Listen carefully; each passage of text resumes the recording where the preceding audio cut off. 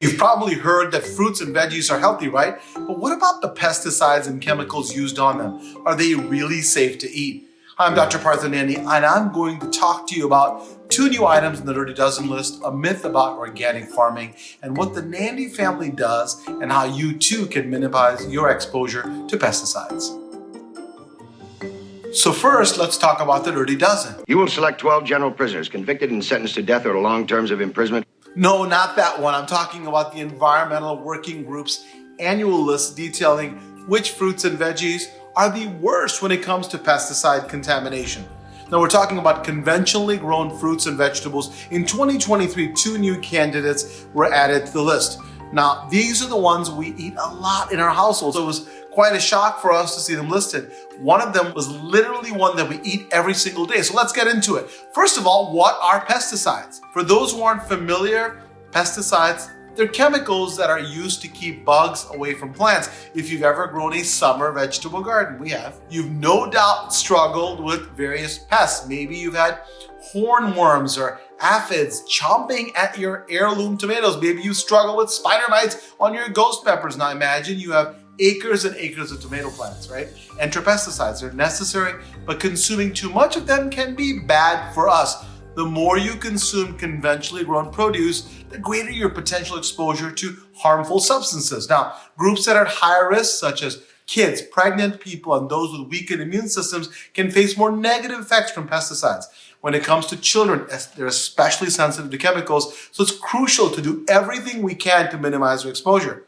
So who's the Environmental Working Group, also known as EWG? They're a nonprofit environmental organization based in the United States, founded in 1993. Their primary focus is to conduct research and provide information to the public on various environmental and health issues, with a particular emphasis on the impact of chemicals, pollutants, and toxins on human health and the environment. Every year they put out a Dirty Dozen list and draw attention to the levels of pesticides on fruits and vegetables. Now, you might be wondering how the Dirty Dozen list is ranked. Well, the rankings are based on rigorous testing conducted by the United States Department of Agriculture, USDA, and the FDA, the Food and Drug Administration. Together, they examined more than 46,000 samples of produce sold in American grocery stores. And based on those samples, they put together a list of the worst offenders. If you want to know more about how the EWG measures contamination, well, let me know by dropping a comment below. And if there's enough interest, I'll do a separate video on that alone in the future. Okay, so let's get to these 2 new candidates. Blueberries and green beans. Like I said, these are Nandi family favorites, so it's heartbreaking to see them listed. Blueberries, they have a soft outer layer that readily absorbs pesticides. And in 2023, the EWG found that nearly 80%, that's right, 80% of blueberry samples contained 2 or more pesticides, with traces of up to 17 different pesticides discovered. Wowza. So green beans, on the other hand, have their own predicament, right?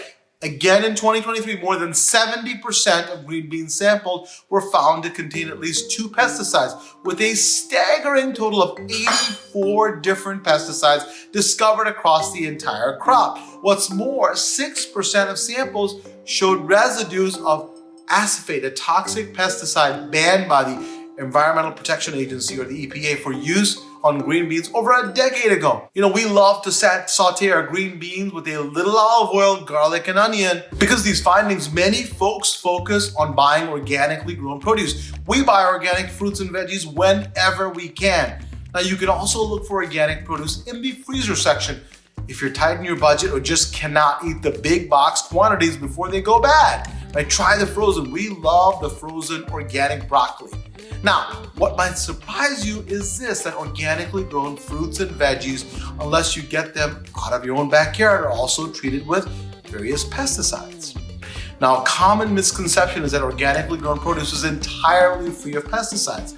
Chemicals used in organic farming are not inherently safer than those used in conventional farming. Organic pesticides are made in a lab the same way conventional farming pesticides are. So, what can you do to reduce your consumption of these pesticides? Stop eating fruits and veggies? Haha, no! I'm a physician and I often tell patients to consume more and more fruits and veggies. I'm definitely not suggesting you stop eating fruits and vegetables. So What can you do? Maybe you're thinking about growing your own fruits and vegetables. You'd have to have a pretty big yard for that. So that's probably not practical for most people, but amazing if you can. Hey, I'll be making another video on that, and I will post a link in the comments below. Have you ever heard the phrase, the dose makes the poison? Well, we all know that too much of a bad thing is bad, but what about too much of a good thing? Yes, you can have too much of a good thing too.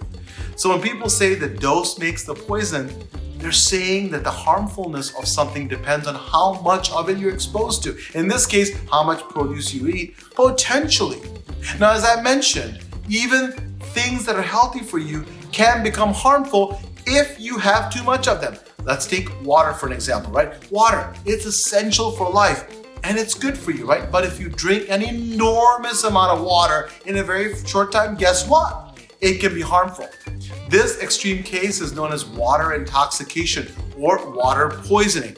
Now, what happens is that all that water disrupts the balance of important chemicals in your body and leads to potentially serious health issues, which include even seizures and even death. So be sure to drink your water in the right amount for your body.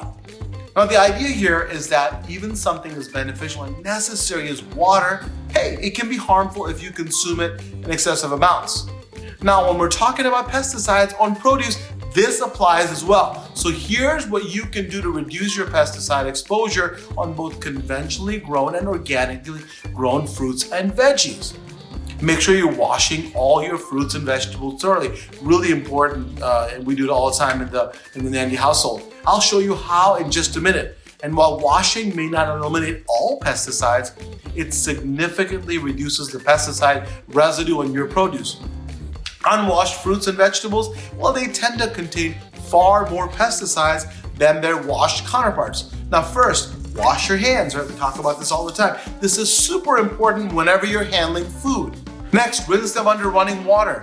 For items with rinds like oranges, you can also use a produce brush. Now, avoid using soap or detergent, please. Those are great for washing dishes, but not safe for washing produce, right? By following these simple yet effective washing guidelines, you can enjoy the health benefits of fresh produce while minimizing pesticide exposure.